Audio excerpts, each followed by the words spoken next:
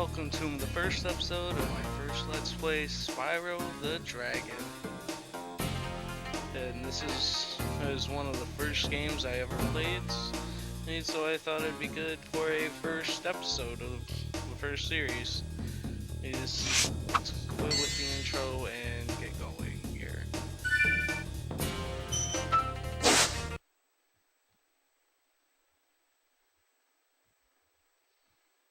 In the world of dragons.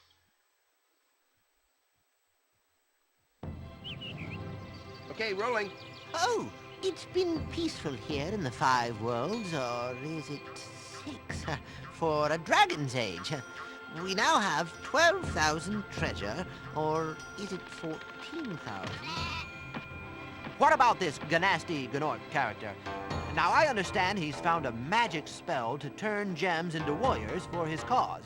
I'll take that question. Nasty Nork is a simple creature. Simple! He has been contained in a remote world and is no threat to the Dragon Kingdom. No threat! Besides, he is ugly. Ugly? That does it!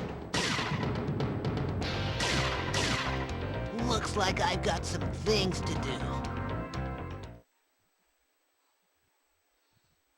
And let's get going, and with the adventure begins.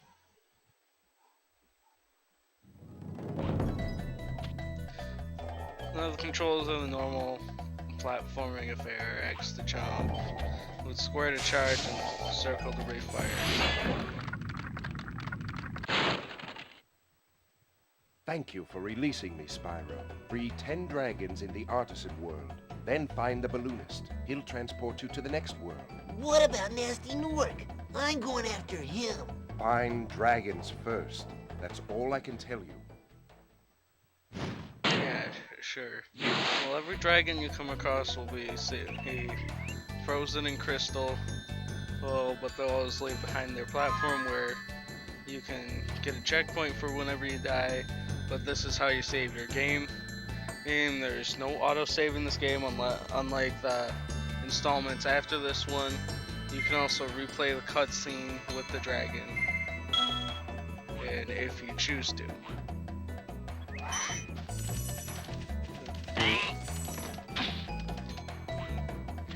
I don't know if I said it, but welcome to Artisans. Where's Nasty Nork? I'll torch him. Keep your horns on, Spyro! You have much to learn first. Do you know what the dragonfly following you is doing? His name is Sparks, and he's helping and protecting you. Keep an eye on him and see what I mean.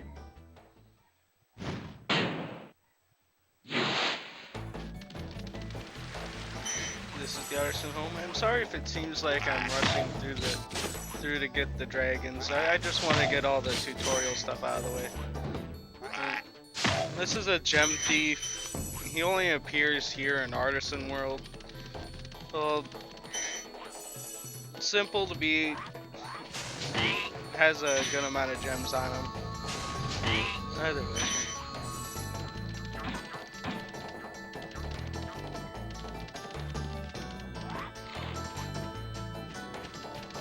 That's Dark Hollow. We'll be visiting there in the next episode. If I can just catch up to this guy. That was the only 5 gem in this level. The others are 1s and 2s. As you see there, we just collected a little Spyro trophy. Maybe those give you extra lives. As like the other installments. And switch our butterflies.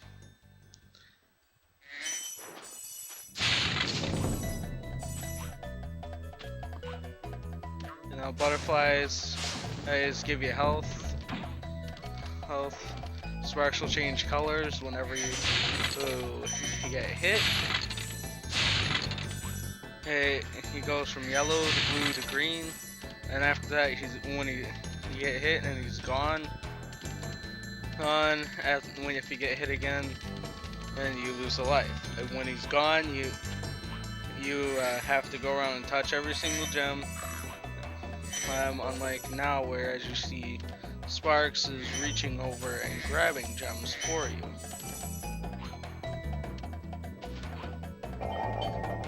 let's hit another tutorial dragon. Hey, Spyro, press the jump button twice to glide. And don't be afraid. Afraid? Of what? Falling from high mountain peaks, plummeting into prehistoric glaciers. Oh, that. Yeah, Thomas, real funny. If you didn't want Spyro to be afraid of stuff like that, you wouldn't have mentioned all those guaranteed death scenarios. You're not that smart.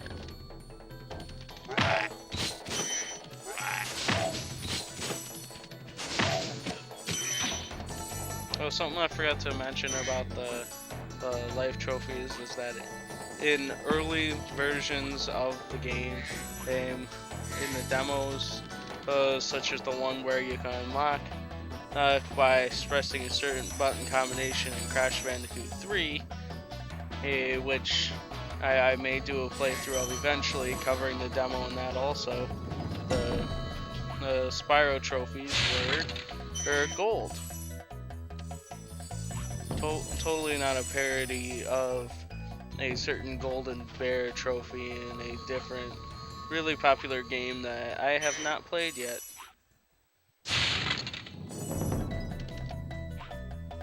As you saw up there, that portal leads to Town Square. That will also be in the next episode with Dark Hollow.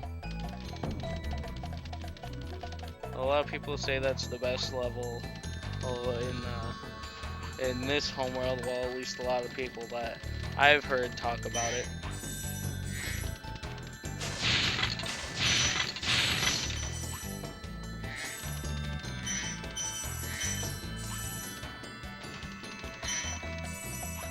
These are the balloonists. They'll take you to the next homeworld. Spoilers, there's other homeworlds. I won't be spoiling the names right now, but you could talk to them now if you haven't played for a long time and you don't quite remember what you need to do to get to the next homeworld, because in this game you don't have to complete every single homeworld.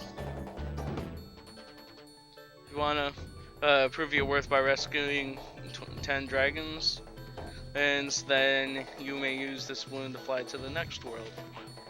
Every balloonist requires something different, and to advance to the next world, first here is dragons. I'll cover what the next balloonists need and when we encounter them. And and let's cover the last dragon. Cool, Flash. Do that again. The artisan's boss is through a portal in the dragon mouth, but you are not yet ready, Spyro. First you must complete one of the other artisan lands. Now, this is something I don't understand. This is the only time in the game, other than in the final world, spoilers, that these dragon heads appear. And they don't appear again. I would think it would have been cool to have to deal with one of these every homeworld, but there isn't. And you have to beat one level in this area to be able to access the boss. We will be covering the boss in its own episode. Those episodes will probably be very short because the bosses in this game are much of a threat. Okay. Now let's jump into our first level. The last levels to be shown off in this episode. Stone Hill.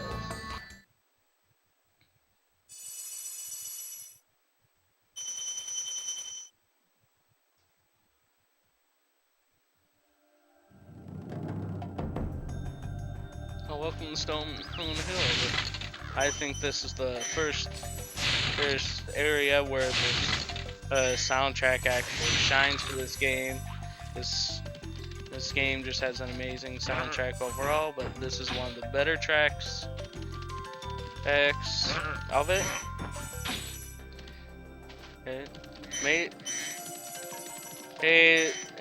by a very famous composer, Stuart Copeland, which actually was the drummer for the Police.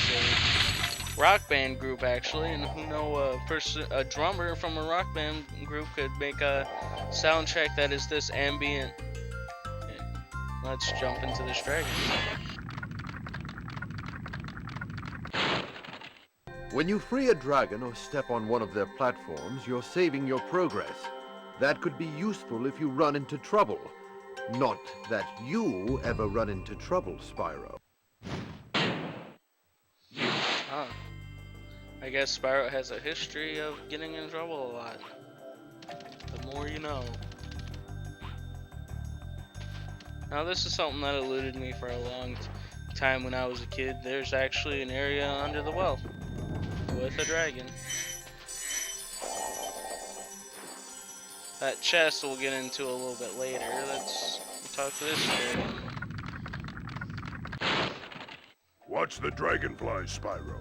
His color indicates his power. When he eats butterflies, he stays strong. Like me. Sure.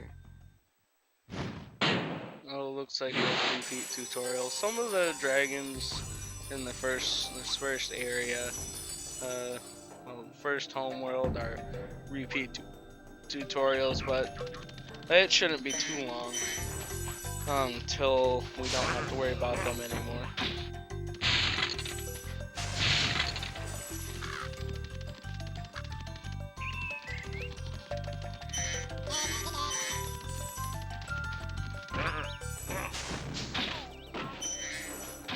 Now this area is where we get into how groundbreaking Spyro was for the video game industry. Unlike the N64, that could render places far away without much problem. But they had to be small levels, such as the ones in Mario 64, and N64 being a 64-bit console instead of the PS1 being a 32-bit console. Well, this game, and unlike others which used fog effects to hide unloaded parts of the level, well, this game's engine that it runs on renders things far away, but in very, very low resolution. And as you get closer, the resolution gets better, so it doesn't make your PlayStation 1 blow up. I think that about covers that. Let's talk to this dragon since I collect these couple of gems. Spyro, my friend, how about a hint on gliding? You bet. For the longest glide, press the X button at the top of a jump, and try pressing the triangle button to drop down in mid-flight. Now, this little feature I barely used, but when you glide, you can press the triangle button to drop right down to the ground. In most cases, you'll accidentally press that button. You'll either end up on a lower platform and end up having to climb all the way back up just to get back to where you were, or you can fall into death. But that really only happens when you get to the bigger levels. Now here, as you saw, there was a little blue thief. Those are the egg thieves of the game. They appear for a little while and then they disappear for no real reason at all. But we'll cover that when we cover that. Let's collect our first egg.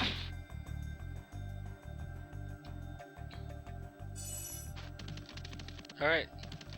I forget exactly how many eggs are in the game, but we will be collecting them all, and I will make special notes if they're in a particularly jerkish spot. I will cover that a little later. Yeah.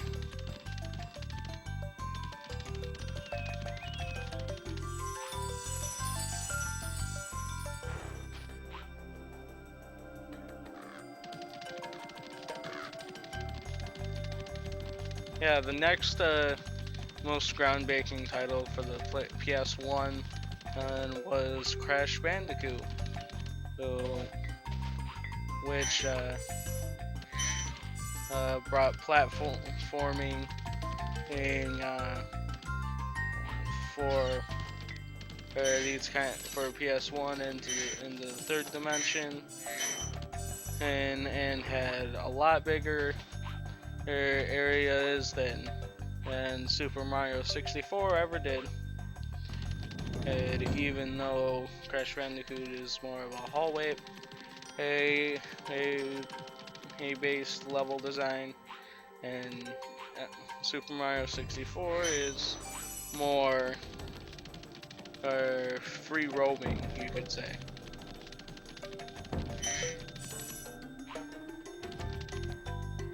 Alright, I think that about covers this big area up here. This area wasn't really mind-blowing to me as much as other people maybe, because I played this before Crash Bandicoot or Super Mario 64. Or even though I owned an N64 before I had a PS1, I never played a Mario game before the GameCube came out, and I played Mario Sunshine, which is easily the best Mario game in my opinion.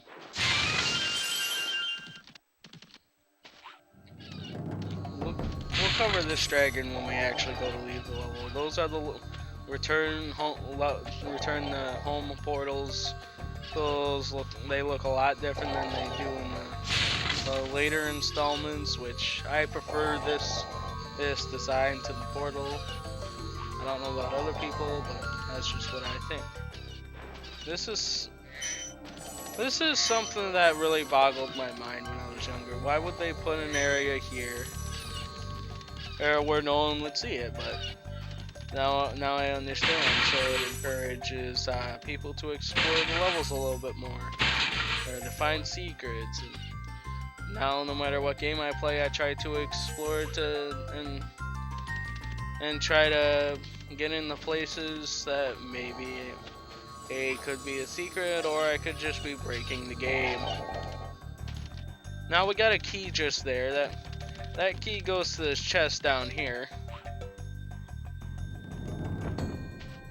Which is kind of in a jerkish spot because as the whirlwind appears, there's right in front of it, and you could be collecting your gems and then get sucked up and have to jump right back down here. Alright, and I think that does it. Yep, all 200 gems in this level. Well, don't worry, the levels do get bigger. Eventually, one level may even take up an entire episode. Those of you who played the game might know which levels I'm talking about, but let's go ahead and talk to the last dragon of Stone Hill. After you freed all the dragons, pass through this fancy vortex thingamajigger. It'll take you back to the artisan home. But first, let me tell you a story. No thanks. See ya. Alright, that guy just covered the end portal.